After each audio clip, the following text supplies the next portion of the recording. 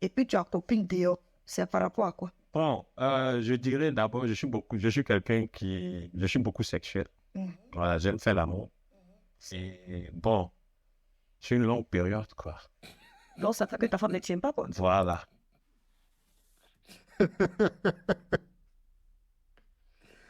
Oh, le salaud. Donc, je suis obligé d'aller continuer mon appétit dehors. Mais si ta femme ne tenait pas, pourquoi est-ce que tu l'as mariée? C'est parce qu'elle tenait au départ ou bien?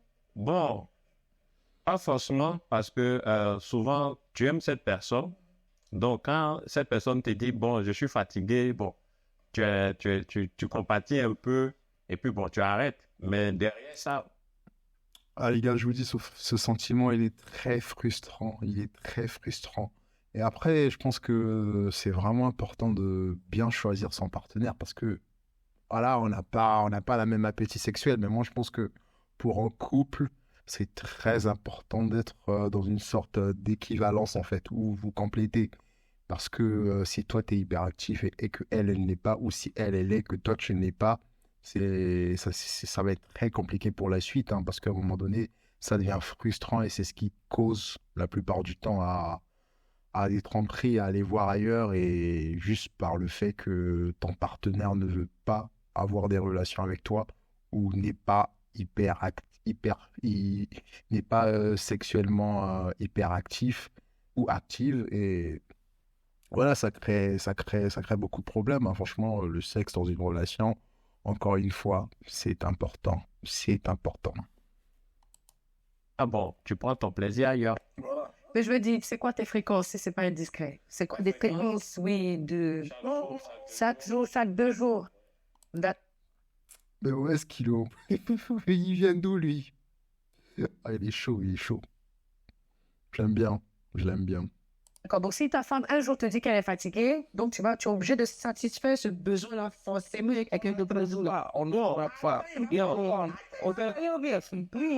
tu dois comprendre que d'abord, Dans la semaine, elle va te dire non, c'est ce jour-là que tu vas te tuer d'ailleurs. tu dois comprendre d'abord que l'homme et la femme n'ont pas été conçus de la même manière par le Créateur. D'accord, mais ça m'empêche, ouais. Un homme, quand il dort, à une certaine heure, le levier, il se met en marche déjà. À 4 heures du matin. À 4 heures du matin, le levier, il est déjà. C'est parce qu'il avait faire bibi ou bien? Non, non, non, non, non. non. Ça, c'est pas sexuel, hein, c'est juste naturel. Ça se lève. Naturel, déjà. Quand ça se lève, ça veut dire que Faut attaquer. faut attaquer. Ça se lève dans une dynamique. Voilà. Ça, Il faut attaquer. Et quand tu veux attaquer et qu'on t'a mis des balises, bon, sur le champ, tu comprends. Mais bon, tu peux pas forcer aussi. D'accord, donc toi, dans ton cas, c'est parce que sexuellement, tu es très actif et que tu ne peux pas rester là. Et ta femme, souvent aussi, à cette période.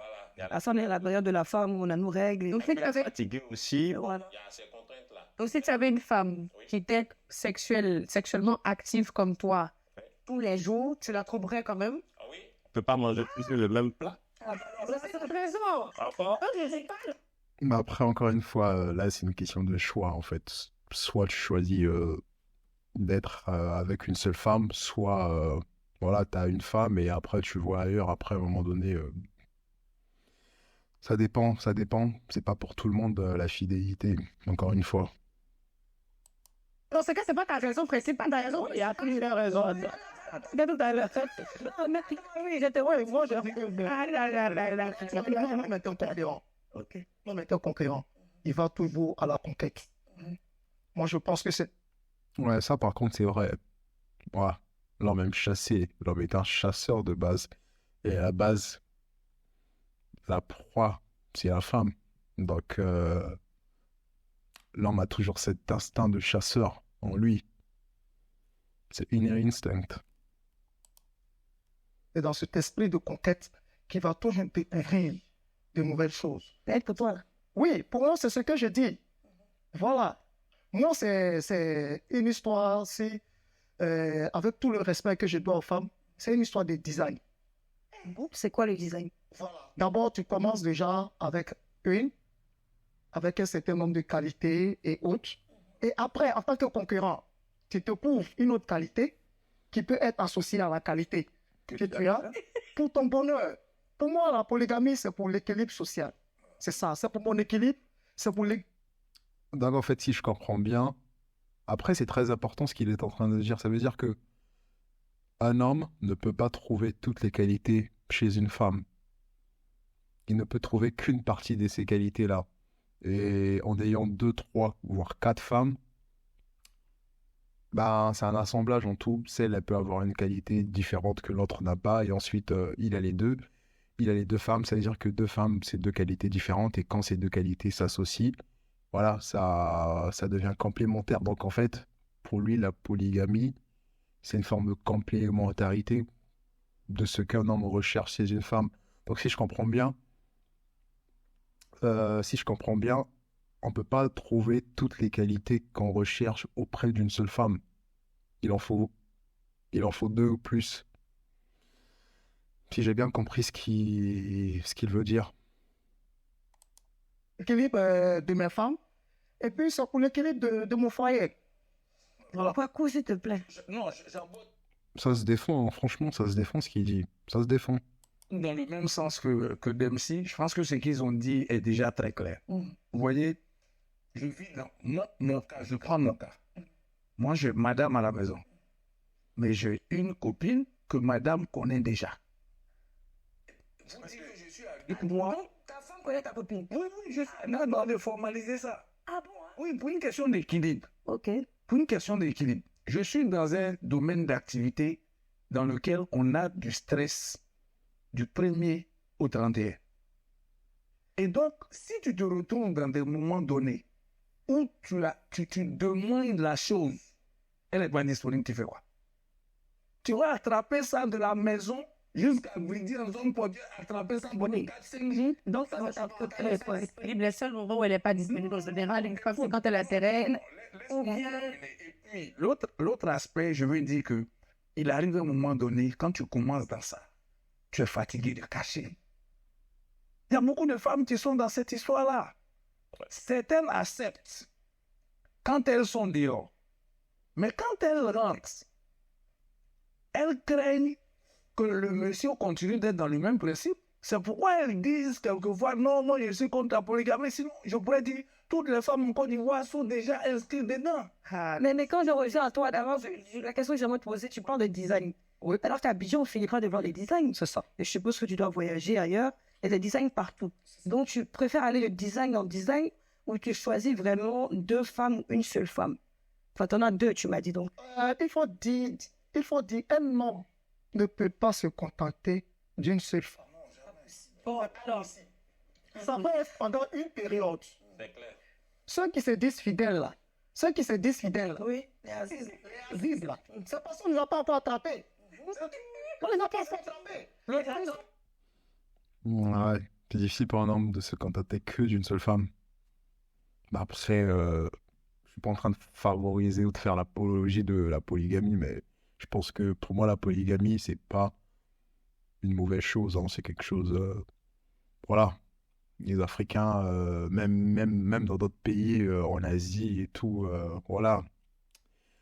Où il y a des systèmes de polygamie aussi. Donc, c'est pas qu'en Afrique.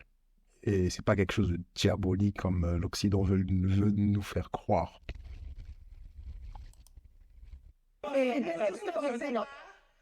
Ce qui est dommage dans cette réflexion, c'est que vous vous dites tellement homme, que vous vous dites non, moi je peux pas. Et au bout d'un certain temps, je me lasse de la promesse. Vous ne pensez pas que nous aussi, on n'est pas fatigué de voir vos visages là tous les jours? Sinon, non, mais là, vous devez accepter, écoute, de tromper.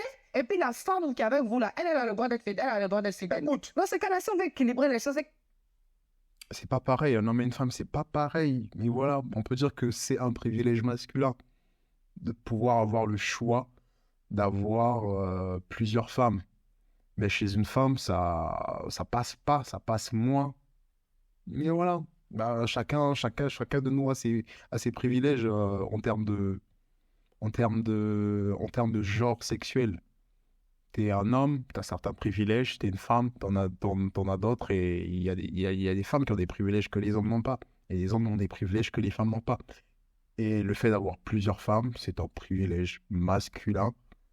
Je sais pas si je peux dire privilège, mais vous comprenez un peu ce que je veux dire. Privilège masculin d'avoir le choix d'avoir 2 ou plusieurs femmes. Mais ta femme, c'est pas pareil. Tu vas pas accepter que ta maman ait 2 maris. C'est pour vous même s'inscrire dans la polygamie. Pourquoi nous? C'est pour votre bien, ça nous va bien qu'on s'inscrire dans la polygamie. Il faut que vous nous situez. Tantôt vous êtes dedans, tantôt vous ne voulez pas. Et quand vous êtes les premières femmes, vous êtes contre la polygamie. Et quand vous devez être cette deuxième qu'on doit envoyer, vous êtes pour. Attendez, situez-nous les hommes. Qui est pour la polygamie? Il a bien des fois. Alors, Aziz, on a dit que ça,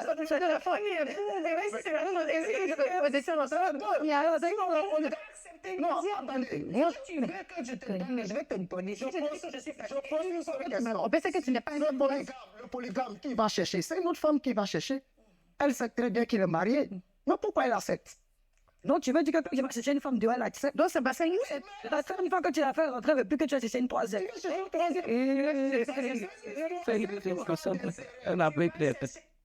Non, ouais, c'est une histoire d'intérêt, hein. Une histoire d'intérêt. non, mais la première n'a jamais accepté la deuxième vienne. Hein? Et c'est au-delà de tout ce qu'on dit, la fidélité. C'est une histoire d'intérêt que vous défendez. Nous sommes dans une logique de vous faire plaisir. Et de notre réponse. Nous sommes d'accord. On prend le temps de développer. Alors, Aziz, Sur ce plateau, je suis venu, je l'ai bien dit et je suis clair. Je ne suis pas polygame, je ne suis pas contre la polygamie aussi. Ah bon? Ouais, selon notre tradition, non, selon notre tradition, la polygamie, elle a existé durant des temps. Et ça a toujours existé. Donc, je ne suis pas contre. C'est moi qui dis, pour mon travail que j'ai fait là, le stress que j'ai là, peut-être ils n'ont pas. Avec les cas de maladie, je ne peux pas parce que moi, ça me fatigue. Je ne peux pas me mettre dans le fait de dire, femme, maman, appeler ici, je suis trop fatigué. Mais mon problème qui est là, la polygamie peut être faite, mais dans la légalité. donc, Aziz, tu es un homme fidèle. Oui. Je voulais vraiment m'adresser à nos 3 frères. Mais ils disent que moi, quand je dis je suis fidèle à ma femme, peut-être comment ils disent on fait quoi que ce soit dehors. J'aimerais m'adresser à cette jeune génération qui est ici actuellement. La polygamie que vous aimez, vous avez donné votre explication, je suis d'accord avec. Chacun ressent les choses comme il le veut. Mais il doit falloir que ça soit dans la légalité. Il arrive parfois que vous n'êtes pas légal dans ce que vous faites. Ça veut dire quoi? Lorsque vous prenez une femme qui prend son temps à rester à vous pendant 5 ans, moi, pendant qu'il fait la polygamie, ils étudiaient et ils posaient les grands-parents, on les enseignait la polygamie avant de le pratiquer. Mais la nouvelle là, c'est tout nouveau, tout beau. Finalement, la femme que vous avez pris avant ne reçoit plus rien. C'est-à-dire, peut-être ni en portefeuille, ni en attention. À l'attention, vous couchez pour vous, ne dormez pas auprès d'elle. Et c'est ça qui cause les plus gros problèmes à votre niveau. Et aussi, je ne connais pas votre situation financière. On ne peut pas être polygame lorsqu'on est pauvre. On a des gens au lit qui sont... Ah ouais, là, je suis d'accord, hein. Franchement, quand tu vas avoir 2 ou plusieurs femmes, même une, il faut être stable financièrement. C'est très important, c'est même la base. Tu vas pas avoir 3 femmes alors que tu ne gagnes pas grand-chose, hein. Ça, c'est suicidaire, ça. Et en plus, ça va créer beaucoup de problèmes, hein, au sein de la famille et tout. Alors que quand tu as des sous, tu as les moyens de te permettre ce train de vie-là. Il y a moins de soucis, hein, parce que la plupart des problèmes dans le foyer se règlent avec l'argent, on va pas se mentir. Voilà. Dans les services où j'aurais moins bien limité, et il se permet de faire comme les autres. On fait, si tu veux grossir, passer ton ami à grossir, toi tu serais cette obèse. Non, c'est pas une compétition, c'est pas un karaoké qu'on doit faire le temps plus que l'autre. Si tu veux ressembler à quelqu'un parce que lui il est gros, tu veux te grossir, pour toi, peut devenir malade. Le pire, c'est que la plupart des hommes qui pratiquent le polyamour ou la polygamie, comme il a dit, la première est toujours bien chouchoutée, bien truc. La deuxième va venir, on va négliger la première, on va moins donner d'attention. La troisième va venir, on va laisser les 2 autres. Et le pire, en fait, dans tout ça, c'est que finalement, ce sont ces mêmes femmes-là qu'on avait blagué à l'argent, avec l'attention et tout ça, qui se retrouvent à prendre soin elles-mêmes de ses propres enfants qu'elle a eu avec le monsieur, parce que Ça arrive, c'est important ce qu'elle vient de souligner parce que quand tu es avec la première femme, ta première femme, voilà, tu l'aimes et tout. Et quand quand tu prends une deuxième femme, une troisième femme, au fur et à mesure, l'intérêt au niveau de la première redescend, l'intérêt au niveau de la deuxième, après avoir pris une troisième, redescend. C'est quelque chose qui arrive souvent, hein. C'est quelque chose qui arrive souvent et je pense que c'est l'un des points négatifs de ce statut-là, le statut de polygame et tout. Et je pense que bah, c'est vrai, c'est quasiment impossible d'aimer deux personnes de la même façon. Mais il faut être responsable, il faut être équitable, il faut être juste dans tout ce que tu fais. Quand tu offres à Madame A, tu offres à Madame B, tu offres à Madame C. Voilà, c'est pas t'as offert à Madame B et t'as pas offert à Madame A. Voilà, équitabilité, justice et partialité aussi. Impartialité plutôt. Le monsieur n'a plus le temps. Combien d'hommes aujourd'hui qui sont vraiment fidèles, ou je dirais même infidèles, comme on parle de polyamour, s'occupent vraiment à la chose égale de toutes les femmes et de tous les enfants qu'ils font. Moi, je connais des dames aujourd'hui là. Elles sont les pauvres. C'est elles qui ont dû payer l'école de leurs enfants pendant que le monsieur avait une quatrième femme. Mais dans ce cas-là, ça sert à quoi? Tout ça parce que vous avez envie de tester un nouveau bébé.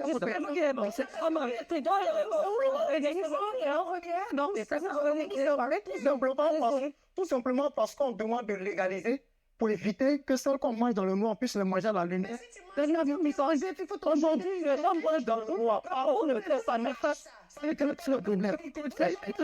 ne veux pas légaliser. Elle m'a dit, je ne veux pas qu'on légalise. La démarche. Tant que tu ne veux pas qu'on légalise, et que cette deuxième-là, même en existant, elle reste toujours cachée, c'est ça qui donne ce que tu viens de décrire là.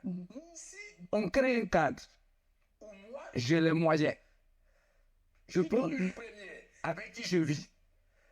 Le cadre existe. Je prends une deuxième que j'installe convenablement. D'où va venir le problème? Est-ce qu'il y a pas de religion, mais on a des religions qui légalisent déjà. Des choses. Le thème manger, c'est pas ma propre. Bon les gars, je pense que c'est tout pour cette vidéo. Vidéo assez intéressante, un sujet assez intéressant. Et je vous dis à la prochaine pour une nouvelle vidéo. Over and out.